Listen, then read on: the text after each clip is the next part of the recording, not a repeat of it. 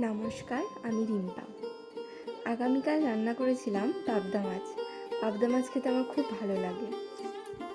সর্ষে পোস্ত দিয়ে মাছটা রান্না করেছিলাম। আমার মাকে দেখি আলুটা আগে ভেজে নিয়ে তার মধ্যে কিছুটা জল দিয়ে আলুটা সেদ্ধ করে নেয়, তারপর ওর মধ্যেই সর্ষে আর পোস্ত বাটাটা দিয়ে দেয়। মার কাছে শুনেছি সর্ষে দিয়ে নাকি কষাতে নেই, তাহলে সর্ষেটা তেতো হয়ে যায়। তো আমিও এইভাবেই রান্না করেছিলাম, খুব সুন্দর হয়েছিল খেতে।